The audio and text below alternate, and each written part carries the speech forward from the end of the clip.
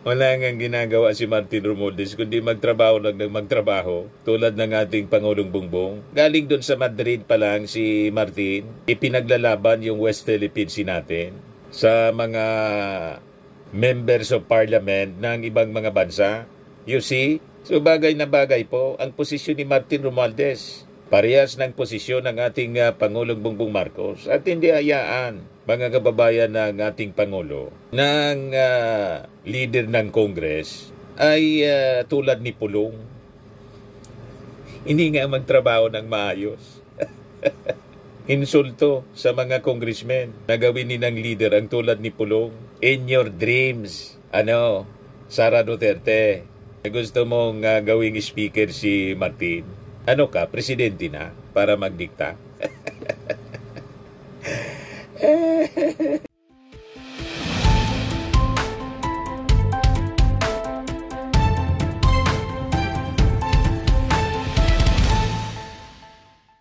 Ito naman po yung bago naming product na binibenta online. iGlow Serum Whitening po siya. Tingnan ninyo yung epekto sa aking anak na architect before and now. Yung mga inquiries po ninyo, dumiretso na lang kayo sa kanyang Facebook account, Riz Maravillas. Yung pangarap mga kababayan ni Sara na si Pulong, yung kanyang kapatid na si Pulong, maging Speaker of the House, ay suntok sa buwan. Bakit naman na niya, Mr. Maravillas? Papayag ba naman yung mga congressmen nang mag-leader sa kanila? Hindi nga po nag-attend sa mga committee hearings, laging absent. Nang pumunta kami sa Congress ni Mrs., idinaan kami doon ng aming mga kasamang vloggers sa opisina ni Pulong. Punong-puno na ng alikabok.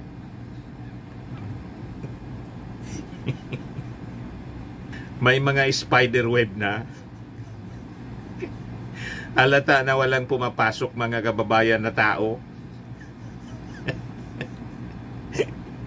Igawan niya, Mr. Maravillas. Lagi pong sarado talaga. Hindi man daw pumupunta doon. Sabi ng mga staff ng Congress na kausap namin, yan na niya, yung opisina ni Pulong.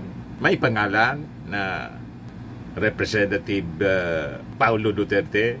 Lagi niyang sarado yan. Hindi man po nag-attend ng mga committee hearings. Payag ba yung mga congressmen ng leader nila hindi man nagtatrabaho sa Congress? O diba? Nandun nakita, nahagip ng CCTV. May tinutukang babae at may binubugbog na bugaw. Diba? Present siya doon, mga kababayan. Actually, ang balita po, ito na po, yung mga LP members sa Kongreso, sumama na po sa supermajority. So si Speaker Martin Romualdez, sure bull na babalik as Speaker of the House kasi nakakuha na ng 285 ang nag-signify ng kanilang suporta kay Martin Romualdez. Deserve na deserve po ni Martin na maging Speaker hanggang matapos yung turno ng ating Pangulong Bongbong Marcos. In afterwards, siya na yung dapat maging successor para lalong mag-iyakan po ang mga DDS kasama si Amy Marcos na galit sa kanyang pinsan na si Martin. Itong balita ngayon sa Inquirer, majority of LP members now part of House supermajority. Sabi yan mga kababayan ni JJ Suarez, Congressman JJ Suarez. Yan LP Solons back, Romualdez continued speakership in 20th Congress. A total of 285 congressmen have expressed their backing of current Speaker Martin Romualdez heading into the 20th Congress, a development that has practically assured him of retaining the top post in the House of Representatives. Yan si Martin Romualdez na pinag-initan masyado ni Sara Duterte. Bukang bibig ni Sara, pinalalabas, inaapi siya. Wala nga ginagawa si Martin Romualdez kundi magtrabaho lang ng magtrabaho tulad ng ating Pangulong Bongbong. Galing doon sa Madrid pa lang si Martin, ipinaglalaban yung West Philippine Sea natin sa mga members of parliament ng ibang mga bansa.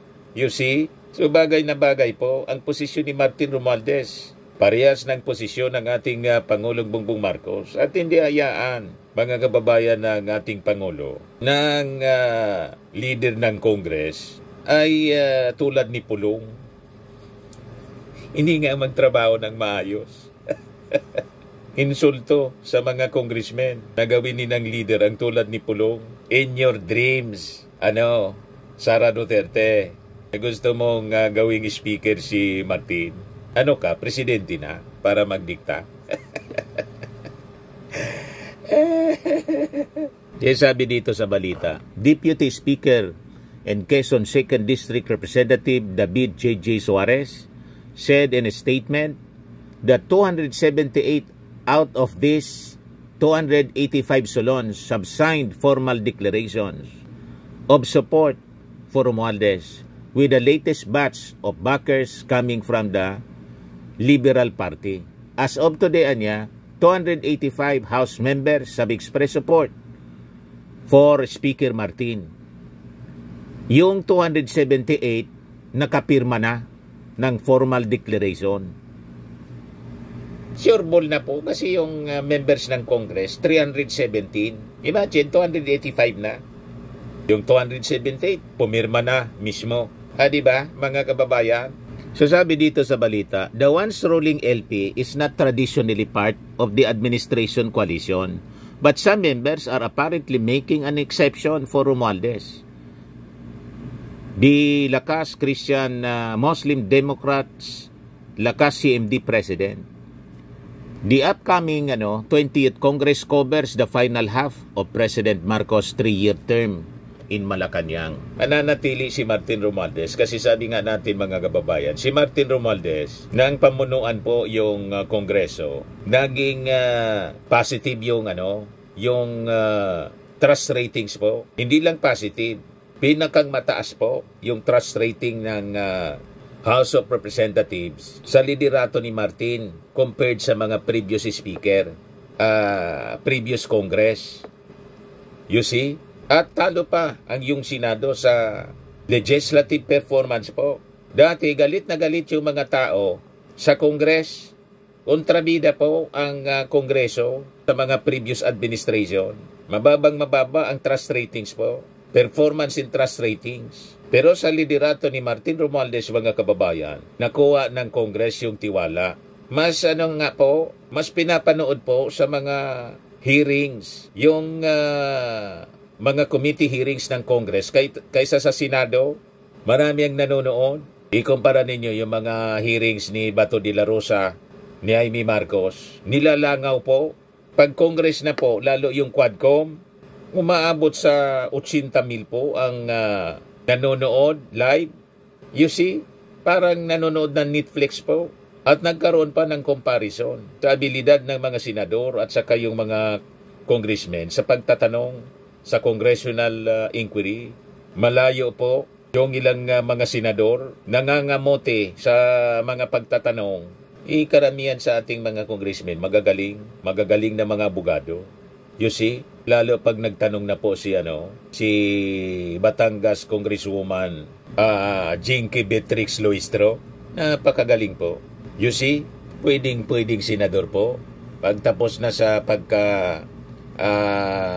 Congresswoman si Luistro, sana may kumuha mga kababayan, kunin ang ating Pangulo na kandidato sa pagkasenador. Di ba? Kaya lang, sa 2028, may isang term pa siya. Pero pwede na siyang kumandidato. Sabi ni Suarez, Speaker Romualdez has earned the trust of the current and incoming members of the House through principled, result-oriented leadership. What we are witnessing is no longer just support from traditional allies. It's a political groundswell cutting across the entire spectrum. Kahit nga yung mga nasa minority bloc po, yung mga makabayan bloc, nakuha ng ating speaker ni Martin Romualdez yung kanilang support. Kasi si Martin Romualdez po, hindi na may personal. Talagang fair na fair siya, mga kababayan, sa lahat ng members ng Congress. At yung ugali ni Martin, mabait din, mga kababayan, tulad ni pinsan President Bongbong Marcos. Yan ang kailangan natin. Mabait na leader, disinte, mabuti yung pinanggalingang pamilya. Walang reputasyong tulad ng alam niya ninyo na reputasyon. Hindi arugante, may breeding. Palibasa, mga kababayan, na pag-aral ng kanyang magulang sa ibang bansa, itong si Martin Romualdez. Refined, mga kababayan, ang kanyang pag-ugali. Yan nagustuhan po ng kanyang mga kasama. Very statesman, mga kababayan. Hindi po pumapatol sa mga asong kalye. Hindi tulad ng yung umakyat sa kampanya ni Isko. Kaya ko anyang dalhin sa kanal yung laban. Matindi po. Yun ang gusto ninyong ilagay sa Palasyo Malacanang, na sanay sa kanal. Anong klaseng leader ang sanay sa kanal? Di bali sana kung yung kanal nila doon sa Davao na laging binabaha. Binaan na naman po last week. Walang epekto yung 52 billion pesos na pork barrel ni Pulong. At yung flood control project ni Digong na umabot sa, basta yung pinagawa during his administration po, 11,000 flood control projects. Wala lang silang sinasabi. Pero yung tinutuya nila na 5,500 flood control project, sinanapan yung ating Pangulo. Kasi niya, bina pa rin. Kamusta naman yung Davao? Bakit binabaha pa rin? You see? Yan report ng GMA. Regional TV, GMA. Nearly 100 families were affected by flooding in Davao City on Tuesday, May 20, 2025. According to a report by GMA Regional TV1 Mindanao, more than 21 families were affected in Sitio, Likanan, Aris, Lituan, and Virgo in Barangay Lasang after the Likanan River reportedly overflowed following heavy rains and high tide. Floodwaters reportedly reached above knee-deep, leaving several motorists stranded on the highway. O diba? O ang tanong, asa na yung 52 billion pork barrel fund na nirelease kay Pulong Duterte ng kanyang tatay, noong ang kanyang tatay, presidente pa? Saan napunta? Tapos gustong patakbuhin ni Sara na maging Speaker of the House. Hindi nga makita, madalas mga kababayan sa mga hearings. Halos hindi man nag-attend ng mga hearings sa Congress, committee hearings. Yan ang sabi doon nang pumunta kami. Laging sarado yung opisina. So sabi dito ni Suarez, the Speaker is also heeding the President's call for results-oriented leadership as demonstrated by the House of Representatives' swift approval of the majority of priority measures aligned with the Chief Executive's legislative agenda.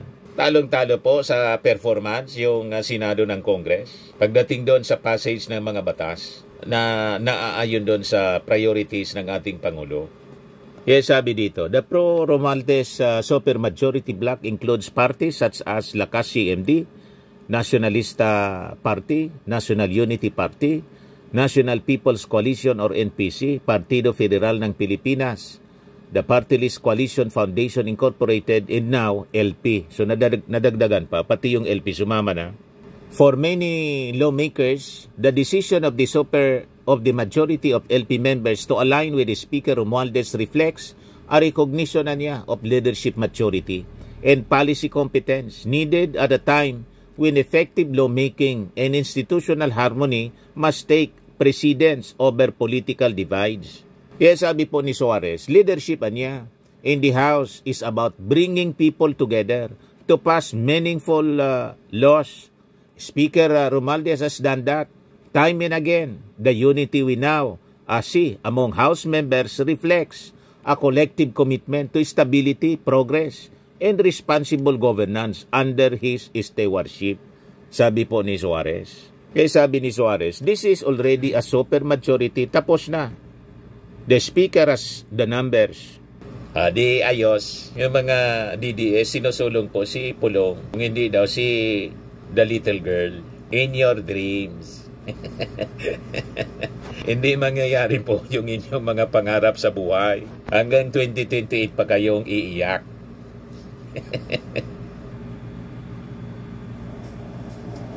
At itong ating programa, mga kababayan, atid sa inyo nitong ating mga sponsors. Firmax, Firming and Lifting Cream. Pinapay po sa mga pulses in affected area. Mainam po ito sa mga pains at paninigas ng mga kasukasuan. Ito sa application, anti-aging, Automax po siya. Ito ay Glow Zero, mga kababayan. Whitening po siya. Made in South Korea.